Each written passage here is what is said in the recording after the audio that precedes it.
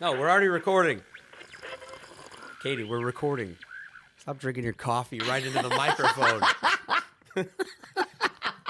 That was the funniest thing I've heard all year. Damn, McNeil, you Come on. gotta get out more. Let's take it from the top. Run it back. Loaf T looking good in the throwback threads. That's my first line. Yeah. Right Yep. here. Yeah. Rocking the wall challenge. Oh, yeah. Best to ever do it.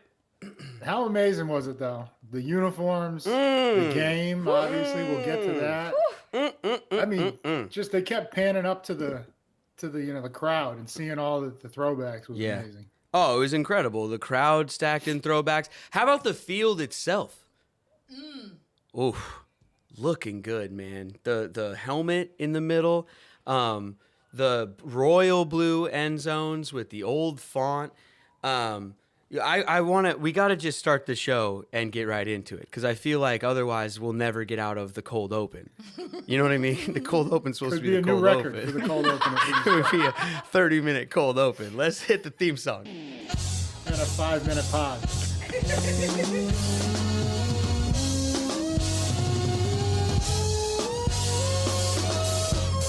Take 12 if you want the run uncut. Yeah. Unapologetic from the jump. Yeah. And no politics in this club, just dirt from the streets and the creeks in the mud. Take 12. Best podcast for the Seahawks, #1 sports talk. Yeah, we got it on live. Take 12. Every episode 12 hot takes. And we reppin' for Seattle, my place. Take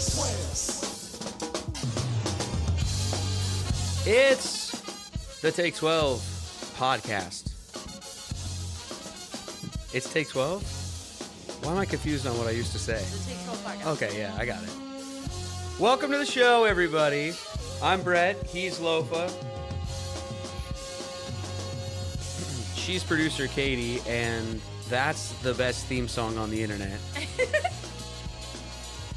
Oh, shout out to our sponsors before I really get into it here. Shout out to Wiener Schnitzel.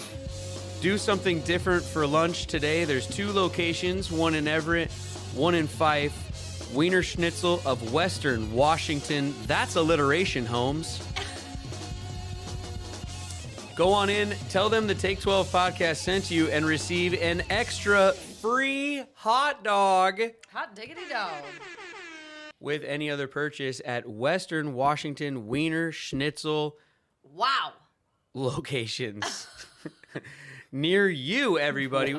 Welcome to the Take 12 podcast. Shout out to all the new followers we've been picking up on social media. Thanks for checking out the show. Shout out to everyone who is watching on YouTube. The YouTube is off the chain. It's out the hizzy, Lofa. It's going crazy on YouTube over there. And of course, shout out to all the podcast listeners. You guys have been here the whole time.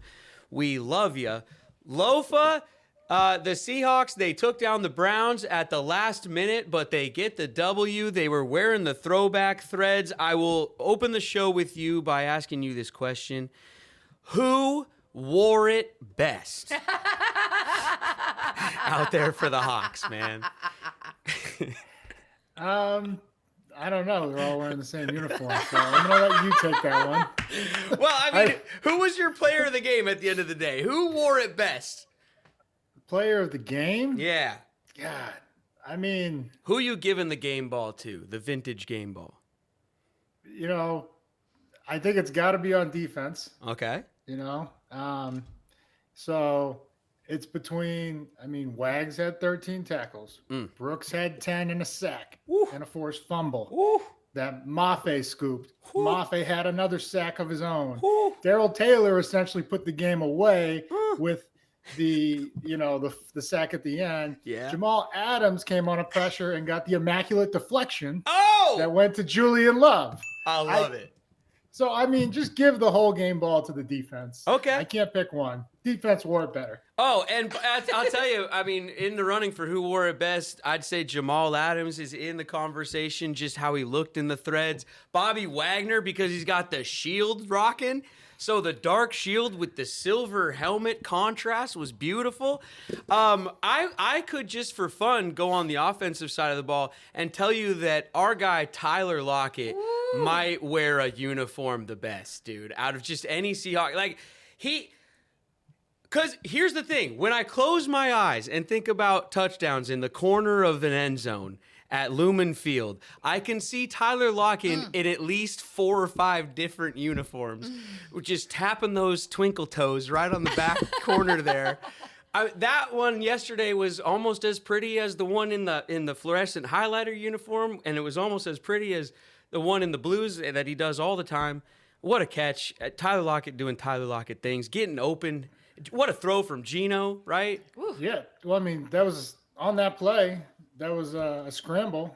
Geno evades the sack, and Tyler, goes straight to the pylon. Like he's well inside of the DB, and like you think that they're just going to he's going to run it or he's going to throw it to him right there. He just head whips and turns, and Geno just puts a touch on it and meets it at the pylon. Speaking of vintage unis, and maybe just because they both wore number 7, but Geno reminds me sometimes of Randall Cunningham. Ooh. Tall, lean, can get away. Like he kind of high knees as he's getting out of there a little bit. I don't know. Maybe it was spiral. The vintage unis or something. Oh, man. Ooh, what a play. I'm excited. I can't barely even talk. That was a sweet play. But the game, though, let's get into the game in its entirety because for all of the fun that it was, and I want to also, well, let me just say real quick. I didn't expect the throwbacks to hit me in the way that they hit me. I don't know if you guys listening out there in Seahawk land agree. I mean, let us know. But, dude, because we've seen the still photos. We even saw them moving, though, in the promo video. But when they lined up for the kickoff and the camera's pulling back and you could just see the pants and like all the guys together, and it was giving me childhood feels, like for real. I was getting a little misty, and I was saying to my son, I was like, that's what they wore when I was a kid. I was kind of freaking out, man. It was kind of great. And I really... I don't know. It hit me in a way I didn't expect. Made me feel like a big old softie. Anyway. All right. I know you guys agree out there. Vulnerable, all right. Brett. Moving on. All right. Into the game. Enough about the uniforms. Look, the first quarter was off the chain. The offense was on fire. They were pretty much doing anything they wanted to do. And the Browns, I wonder if Lofa will tell me they made adjustments. I'm sure that's what they did, or that's what a commentator would say anyway, because they did, and we went away until we needed it most, Lofa. I mean, what happened there in the middle? Well, I mean, like you said, the first 3 drives, I think all 6 plays or more, 20 total plays, and then after that, and 3 scores. Yeah. But after that, I think we had like 32 or 33 plays for the rest of the game. Yeah. So adjustments, I don't know if they really made that many adjustments. That's what, this is going to be kind of tough film to look at. I think we were off. And I think even just maybe in our play calling, we didn't run the ball when we were averaging 10 and 8 yards a carry with our 2 running backs. It's it wasn't a game that called for 37 dropbacks, which I think it was. And it was the first time with, all the shit that, talk radio and stuff's been throwing at Geno. It was the first time I actually thought he didn't, other than the first 3 drives, he didn't quite look like Geno. And just like even on some of the throws to DK, there was, 1 or 2 behind him, 1 at the ground, like really low. And there was one that I've never not seen Geno throw one of the greatest spirals ever known. Like he's always had, no matter if the pass is over, like out of bounds, he's just throwing it away. There was one where even the announcers were like, whoa, like that wasn't even a spiral. And that's not that this was like, that was the only time after those first 3 drives, like I would say anybody that's been like piling on, okay, is there concern? I still don't think he still had 250, 2 touchdowns, 1 freakish interception that we want back. Right. Yeah.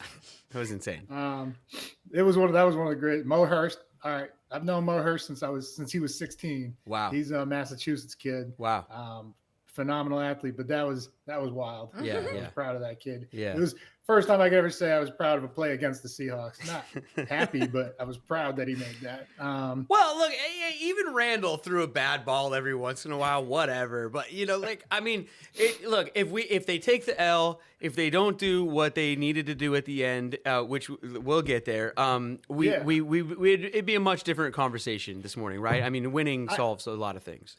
No, it's not, because I got all my friends text me like, is Geno our guy? Yes, he's our guy. Yes, he's our guy. What are you talking about? Yes. When it mattered most, he took the ball, 5-6 plays, won the game. Yes. So it's just like, I don't know what.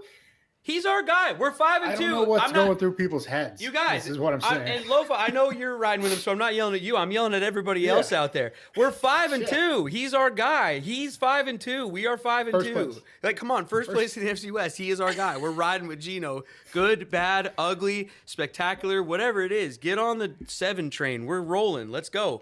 I'm going to kind of go through my notes with myself that I took as I was watching the game, because it kind of goes beginning to end a little bit. Jordan Brooks, you guys. I mean, you touched on it there in the open, but let's get into it. Jordan Brooks, and, I will give us credit, because ever since he came on Take 12, he is just, I mean, he was lighting up the league before that, guys, of course, with tackle numbers and stuff. But since coming on this show, and the pass rush in general, since he came on this show, Lofa, has taken off. Woo! He came out of nowhere, welcome, seemingly, Seahawks on fans. that blitz. He smoked him. And the ball goes flying. Maffei's on it. Jordan Brooks is playing out of his mind lately. Woo. Even on that play, too, when he knocked the ball loose, he kind of fell to the ground making the play and saw the ball was out, but he got up and he just shielded the center or the guard who was going to get it. I don't know if it was Ethan Pochik, but he shielded him off, and then Maffei came in and scooped. Amazing. That's incredible awareness to, because most guys go straight for the ball. Yeah. And he was like, well, I see Maffei going for it. I'm just going to block this guy. Well, and I think Jordan's a guy. Up. Jordan's a guy who might have taken some heat from some Seahawks fans over the last few years, because he's kind of to fill that role when Bobby left and this and that. But man, you got to give credit where credit's due. He's playing out of his mind the last few games. It's fun to see. The second thing I wrote down was it's the tale of two offenses, which we kind of talked about there. They slowed down in the middle. I mean, do you got more on that? Do you want to keep ragging on the offense? Not that there's ever a good time for turnovers, but I said turnovers are going to be huge. We luckily did win the battle, though. We got 3. I think we gave up 2. We got 3. Could have had one more at the end with Reek. I mean, that hit him right in the stomach. Oh, yeah. He wants that one back. Yeah. But we got lucky on the one that he did have. Yeah. Because I'd be bullshit if I was the Cleveland Browns coaches. David Njoku made one of the greatest heads-up plays I've ever seen, in terms of the guy gets up with the ball, you hit the ball. Like, you didn't touch the guy at all who would have been down by contact. You knock the ball out of his hands and you catch it. Yeah. I was like, there's something to review there for the competition committee in the offseason. And I bet you it does get changed because of that. Interesting. But I'm glad they messed it up. Well, he also figured out how to ride a defender into the end zone on that one play. I mean, he was like surfing right on him, right in there. Man, Julian almost had that ball out. Yeah. And if that ball comes out even the slightest, which it didn't, that's how strong Njoku is. Yeah. But I knew exactly what Julian was doing. He went straight for the ball. And if there's any separation from the chest and the ball, they're going to review that and give us the ball. So I thought that was, a gutsy play. Incredible. To go for it. I liked it. Here are my notes. I have BoboMojo. He not only catches, but he also runs, ladies and gentlemen. The BoboMojo lives at Lumen Field. He gets a touchdown, and the Seahawks keep winning while he gets a touchdown. So, yay. It was great vision by him on that one. Plays designed to go outside. He sees the hole and he just cuts it up. 6'5", you just got to fall forward. It's got to be at least 3 or 4 yards. Dude, and he was fired up when he scored, too. The crowd's going crazy. Yeah. He wore that throwback well. Everybody, head over to the Take 12 merch store, take12store.com. The BoboMojo shirts are up, everybody, and they look glorious. They're gray. We kind of ripped off the Soto Mojo logo from back in the day. I shouldn't say Inspired by, ripped off. loosely inspired. Our lawyers don't want me to say ripped off. I'm sorry. I Yeah. forgot. I shouldn't say ripped off. My bad. Yeah, inspired by. Like loosely inspired, like barely even. Yeah, like sort of Yeah. reminiscent, I'd say. Like a whiff of. But by the way, the point is just get over there and order one before we can't sell them anymore. All right? Take12store.com. Let's see those BoboMojo shirts at the stadium next time. Let's see. Back to my notes here. Where were we? Don't you hate when your phone locks? Zach Charbonnet. Charbonnet, the Zach attack, when we needed it. I thought the second to last drive was going to be the drive that would do it, and he was money on that drive. And when he gets around the edge, he's fast, man. I love what Charbonnet brings to the table. It's good to see him healthy and out there contributing. Yeah, great vision, top end speed, and just he's a punisher, man. He's just gonna deliver hits to all the DBs and the second level defenders. So, I'd like to see him get more. Want to see him run the ball more? Yeah, I was gonna say, from him to K9, got to give a shout out to K9. Great first run in the first quarter. Like obviously, you can see his speed. Can't mention Charbonnet without K9. They're just a great 1-2 punch. And like I said, when they're both healthy, I mean, this team is just awesome. Let's see them run the ball more, though. That's what we need.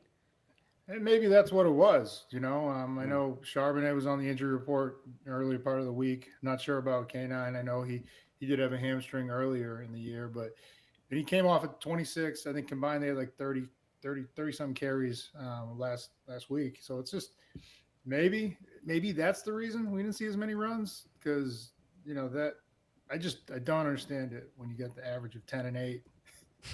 Is that good? Yeah. Keep doing it, you would think. I don't know. We'll see. Try it again.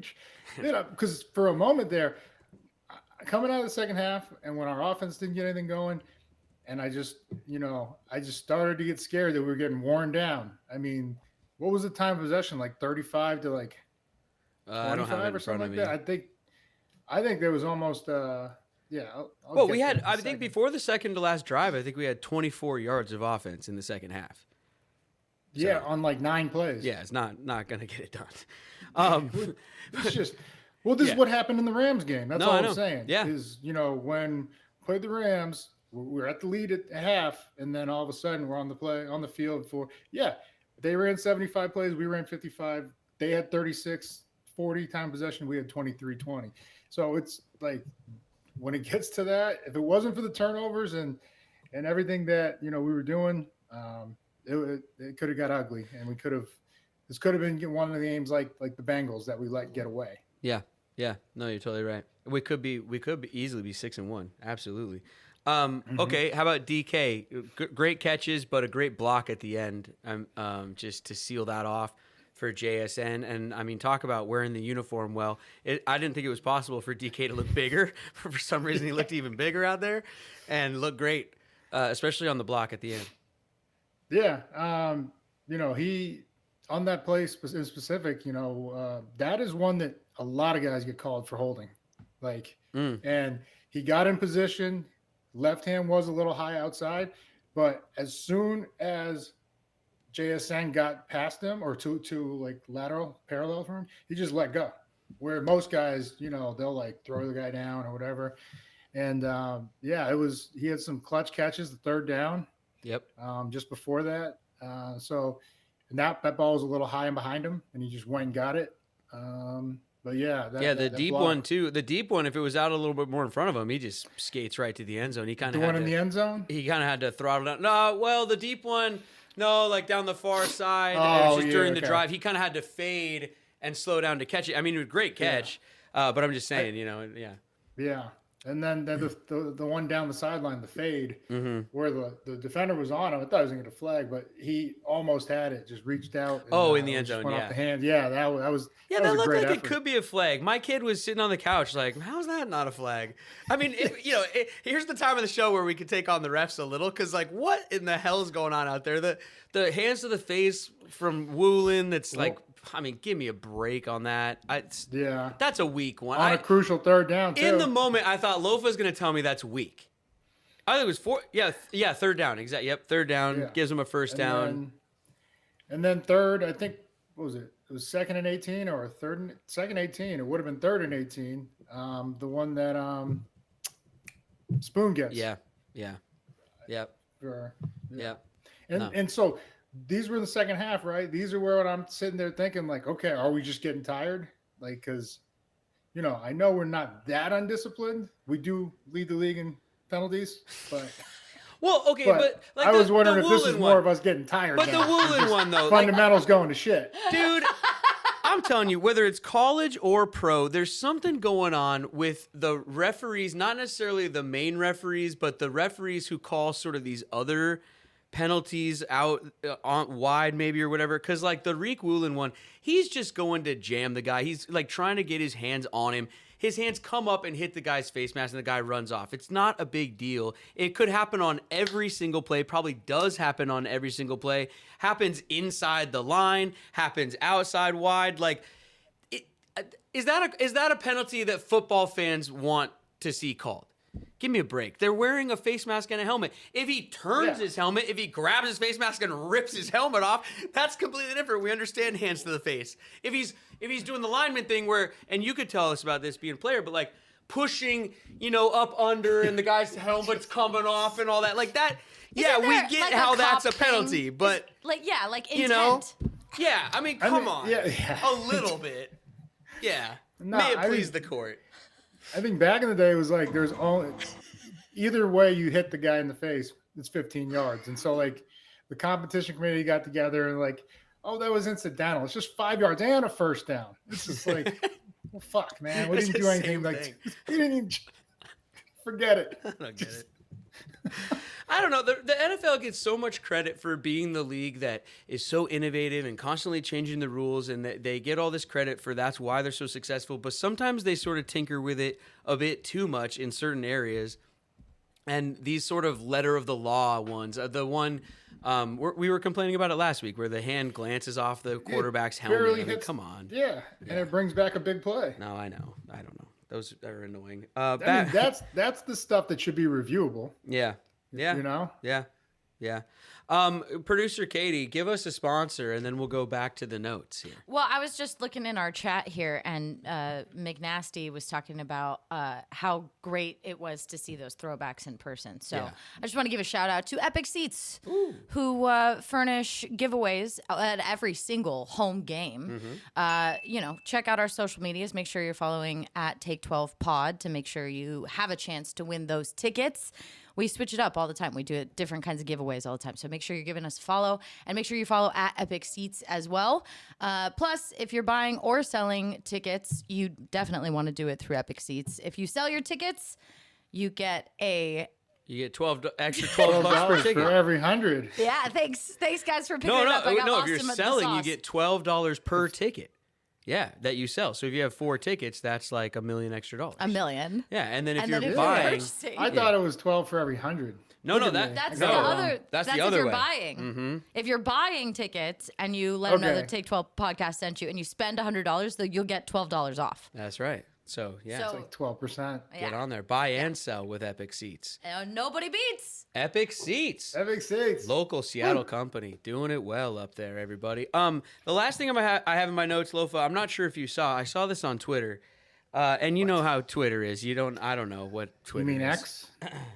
Sure. Sure. Whatever.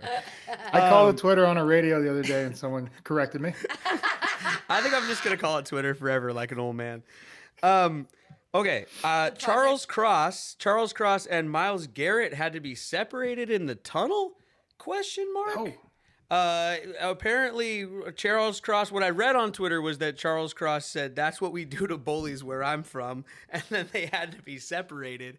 Charles Cross, Myles Garrett did get the 1 sack, but Charles Cross was able to hold him down for most of the game, I thought, and do a really good job against him, and I like some good old-fashioned beef, so I'm kind of hoping this is real. But anyway, what about beef in the tunnel, Lofa?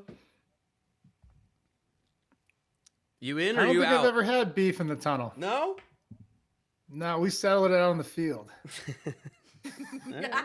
Nah, I don't know. McNasty, what are you seeing on Was there Twitter? a fight? Yeah. Is this another fake McNasty? No, or- I saw this one. I don't know. He'll put something in the chat. Who's the tweet from? I don't know. It's gone at this point. You know how Twitter is. I don't know. McNasty, show us your face first of all. He's driving. Oh. All How right, does she never mind. know? I can hear it. She's an experienced Zoom Zoom Okay. participant, McNeil. No, I'm not Cross sure. did great during the game. I mean, we did throw some chips and some, Yeah. some double teams that way, a little protections that way, every now and then. But he held his own. Cross is the real deal, man. Hey, shout out to friend of the show, Uncle Will, speaking of blocks. Some real good blocking from the Husky out there doing his thing. Good. And looking good in the uniform. They all look good in the uniform. Jason Myers looked good in the uniform. They all looked good out there. What'd you see around the rest of the league? Did you watch any other games, or do you want to talk about USC narrowly surviving, I guess? I mean, we did win. We could talk about a win. Win is a win. Win is a win. I was so scared for you, man. I really was. Yeah. I was gonna ask producer Katie to maybe we should fly up, do a welfare check if that thing didn't go the right way for real, just to make sure you're okay. You ain't kidding, buddy. Your friends come give you a hug. It was eerily similar Mm-hmm. of the game we just watched with the Hawks. My team goes up 14, 17, nothing. And the fucking other team comes back with 21 unanswered. And I was just like, I just went to like go get a beer and come back, and I missed 2 scores. When is the Grinch gonna start playing defense? Well, I just did, we put it. I really think it's the personnel. I think there's players that are on our bench that should be playing, Okay. and I don't think it's the scheme. We inserted the Eric Gentry, the middle linebacker he was like our freshman of the year 2 years ago. He was balling last year, and then this year as a junior, who's like, you really should have been one of our leaders. They got a freshman All-American come in and play, and then a transfer from Oklahoma State come in and kind of like man down the middle, when Gentry and Lee were our like captains last year. And If so you're just they're tuning in, both still on this the is team. Lofa talking about USC football. Yeah, I'm We didn't sorry, really but I'm set just it up. saying. I don't even think we said the team name. I'm just if you're did. just No, you tuning in, did. he's talking USC. Okay. We know. Yeah. All right. Yeah. And so I don't understand it, how you have probably one of your most productive players over there. He's also 6'6", 220, 440. Is that good? Well, let's talk some Huskies for a second, if you want, from one college to another, because the Huskies did a bit of what the Seahawks did. They went down to Stanford. They started kind of hot and then went to sleep and then sort of had to find it again and looked a bit shaky. I don't know. It's college football is nerve-wracking, man. The margin for any error or any kind of anything is just so thin that I have to walk around the house doing chores while the games are on. I can't. I could just sit and watch the Seahawks games for some reason, but the college games, I pace the whole time. Yeah. It was, man. And then they kept showing the fucking 2003 game where we lost in triple overtime. Just brutal. Rude. But we won by 1, and that's all that matters. Brutal, yeah. What about the NFL? Anything surprise you out there? How about Russ? Should we give Russ some credit? They beat the Kansas City Chiefs for the first time in like 25 years or something like that. I think, yeah, Mahomes was 25-0 on the road in his division. Oh, that's what it was, 25-0. Yeah, so First 6-7 time years. he's lost in his career on the road. That's tough. Hey, credit to the Broncos, though. The defense, they were like the worst defense ever, and everyone was taking shots, but they held down Mahomes and the Chiefs and the Swifties and all that. Who else? There was another game I wanted to talk about. Which other one did I watch? Let's see. Miami the won. Niners. That's what I wanted to talk. Sorry. McNeil turned on his mic. McNeil didn't know his mic was on and just started laughing. If you weren't going to go there, I was going to go there next. That's 3 in a row, Holmes. 5-0 to 5-3. They played a concussed quarterback. Dude, that was. I'm pretty what's sure they going did. on? Yeah, what's up with that? That's not That's cool. not my problem. That's their problem. No, I know, but that's not cool either. What the hell? That didn't look right. Nah. I'm just saying. I don't know. Well, I mean, like, no, it's not. I don't know. It's not right. Like, you see it with Eagles Tua, and it's just- Commanders. I don't know. I'm over it. Well, no. Back to the Niners. We can still take shots, even though that they was like maybe not cool, the Purdy situation. But like, what's up with that team? I mean, what's going on? What's up with the defense? I mean, Well, I mean, they faced three tough opponents, and they've lost all three of their games. So I mean, I don't even remember who the first 5 teams they were that they beat, because the 3 losses are so fresh in my mind. Mm-hmm. But they got handled down there, and I mean, by the Bengals, who apparently since our game seem like they're back. Yeah. You're welcome. Yeah. Just their defense. I know it's I didn't expect their defense to give up 31. And that probably had to do something with the turnovers. I think Purdy had like back-to-back interceptions, one of which led to a touchdown. But I just, their defense hasn't been turning over the ball the way they used to, or the way they've been known to. So see what happens there. The Rams got destroyed. Got taken apart. And they lost their quarterback too. Yeah. A lot of quarterbacks went down.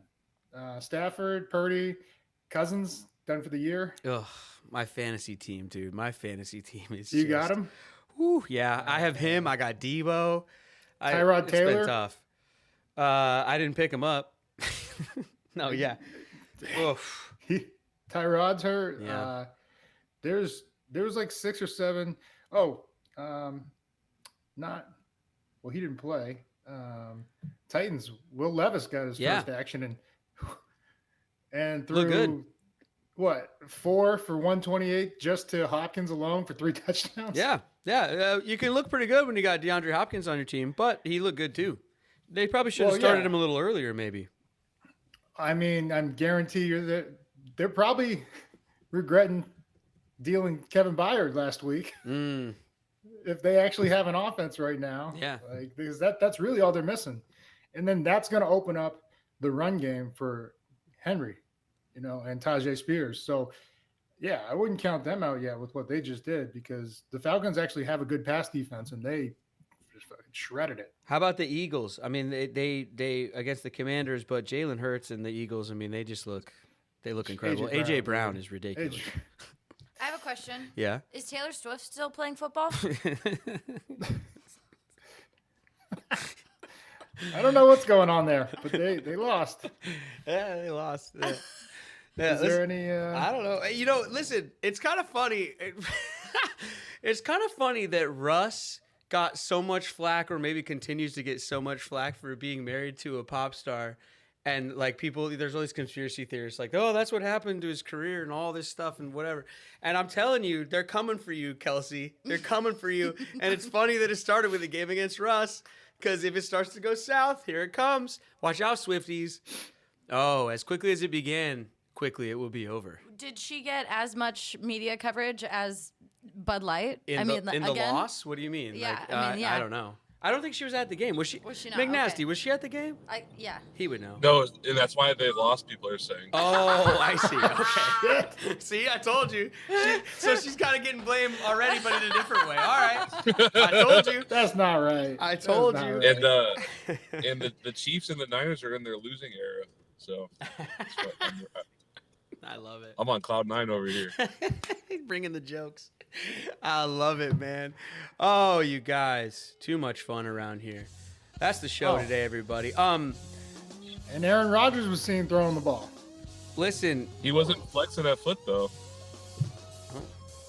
McNasty.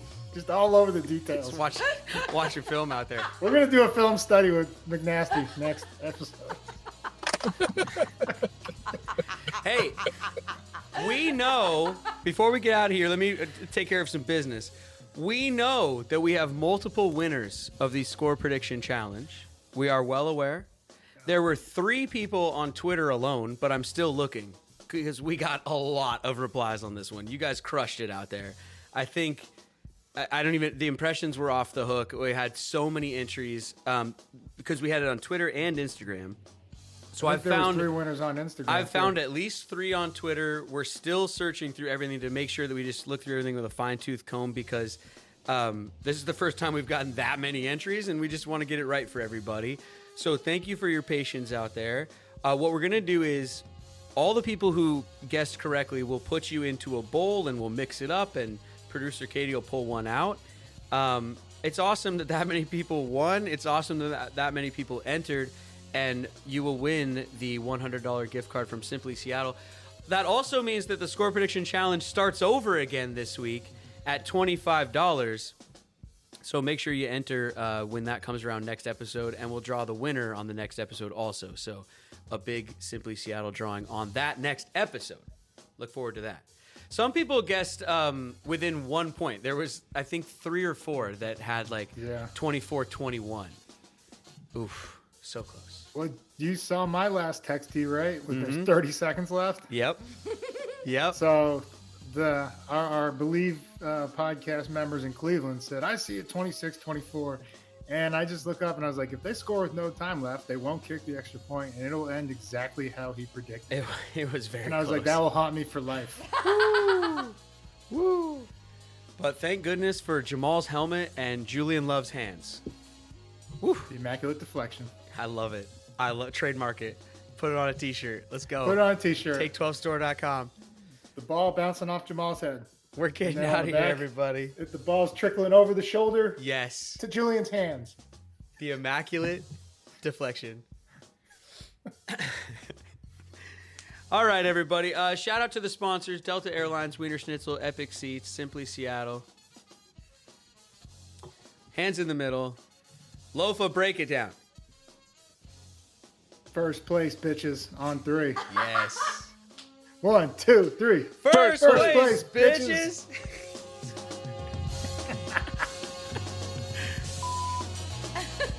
There you go.